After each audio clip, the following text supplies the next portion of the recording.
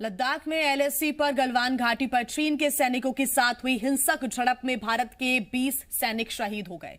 शहीद हुए भारतीय जवानों में बिहार रेजिमेंट के एक कर्नल भी शामिल हैं। तो वहीं इस घटना में चीनी सेना के भी 43 सैनिकों के हताहत होने का दावा किया गया है, जिसमें से कुछ की मौत हो गई है और कुछ सैनिक जख्मी हुए हैं। हालांकि चीन ने इसकी आधिकारिक पुष्टि नहीं की है, लेकिन सैनिकों को उठाने के लिए चीन के हेलीकॉप्टर एलएसी के उस पार देखे गए थे। सूत्रों के मुताबिक ये हिंसक झड़प कल कई घंटों तक चलती रही, लेकिन इस दौरान एक भी गोली नहीं चली। इस पूरी घटना पर भारतीय सेना ने बयान जारी किया है। सेना ने कहा है कि 15 जून की रात को गलवान घाटी इलाके में हिंसक झड़प हुई थी और इस घटना में 20 सैनिक शहीद हुए हैं।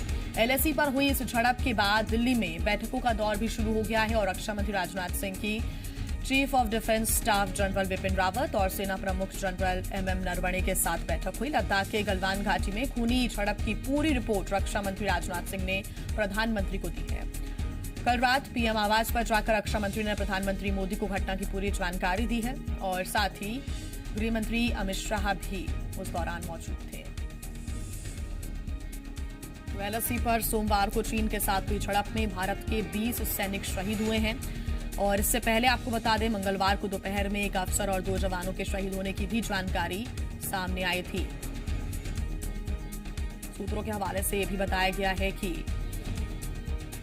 सीमा के उस पार यानी कि चीन के जो सैनिक हैं जो घायल हुए थे, जिनकी मौत हुई है, उनको उठाने के लिए, उनके शवों को उठाने के लिए वहां पर भी हेलीकॉप्टर देखा गया था। हालांकि इसकी कोई आधिकारिक पुष्टि अभी तक चीन ने नहीं की है। गलवान घाटी में चीन के हेलीकॉप्टर शवों को ले जाते हुए नजर आए हैं। यूएन ने दोनों देशों से अधिकतम संयम बरतने की भी अपील की है। और इस वक्त एक और अहम खबर आपको हम बता दें, गलवान घाटी में चीन के सैनिकों ने हमला किया है। बड़ी खबर, लोहे की रॉड में कटीले तार और कील लगे हुए जो डंडे हैं, उनसे चीन के सैनिकों ने हमला किया था। सूत्रों के हवाले से खबर मिल रही है कि गलवान नदी और खाई में गिरकर कई भारतीय सैनिक शहीद हुए।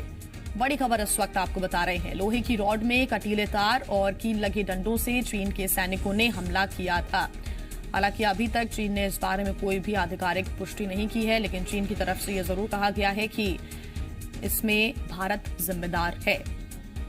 लेकिन कई तरह के ऐसे पहलू हैं जिनको लेकर अब रिपोर्ट भी रक्षा मंत्री राजनाथ सिंह ने प्रधानमंत्री के सामने रखी है। गृह मंत्री अमित शाह भी उस दौरान मौजूद रहे और कल ये चर्चा भी हुई है।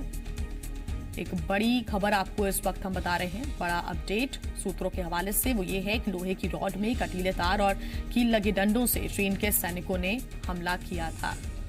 गलवान घाटी में चीन के सैनिकों ने यह हमला किया था। 20 जवान शहीद हो गए हैं और बताया जा रहा है कि ये संख्या अभी और बढ़ सकती है, क्योंकि कई ऐसे जवान हैं जो जख्मी हैं, गंभीर रूप से घायल हो गए थे।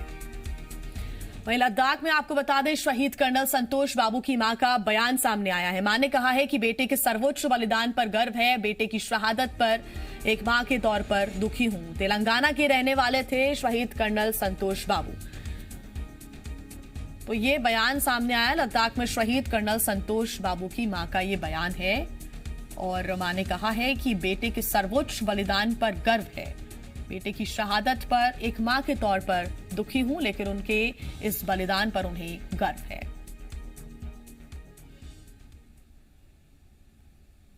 ఒకవైపు బాధగా ఉంది, ఒకవైపు సంతోషం. దేశం కోసం నా కొడుకు ఇచ్చిన కానీ తల్లిగా బాధపడుతుంది.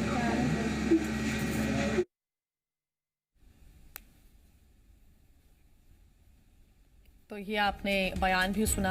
हालांकि अलग अलग प्रतिक्रिया देश के अलग अलग कोनों से आ रही है और सभी के अंदर आक्रोश है, गुस्सा है चीन को लेकर। जिस तरह से चीन ने पीछे से हमला किया है और इसमें भारतीय सैनिक शहीद हो गए। हालांकि सीमा के उस पार भी काफी नुकसान हुआ है, कई जवानों के मारे जाने की वहां पर भी खबर है, लेकिन वहां से किसी भी प्रकार की कोई आधिकारिक पुष्टि अभी तक चीन ने नहीं की है। लेकिन बताया जा रहा है कि वहां पर कुछ हेलीकॉप्टर्स देखे गए थे जो कि शव को ले जा रहे थे और वहां 43 सैनिक हताहत हुए हैं, इस तरह की खबर है। इनमें से कुछ की मौत हो गई है, कुछ जख्मी हैं बता दें कि सोमवार रात को दोनों देशों की सेनाओं के बीच हिंसक झड़प हुई थी और ये घटना तब हुई जब सोमवार रात को गलवान घाटी के पास दोनों देशों के बीच बातचीत के बाद सब कुछ सामान्य होने की स्थिति आगे जरूर बढ़ रही थी।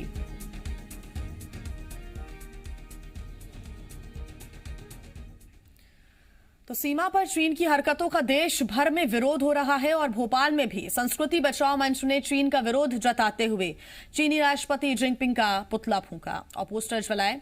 साथ ही चाइनीज उत्पादों के बहिष्कार की लोगों से अपील की है। तस्वीरें ये भोपाल से सामने आई हैं।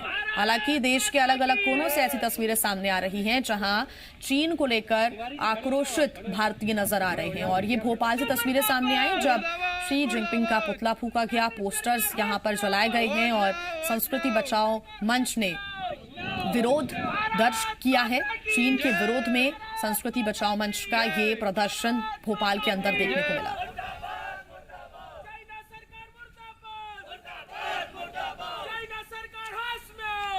भारत माता की, भारत माता की। हम ये चाइना को संदेश देना चाहते हैं कि चाइना अपने होश में रहो, भारत से टकराने की आवश्यकता नहीं है।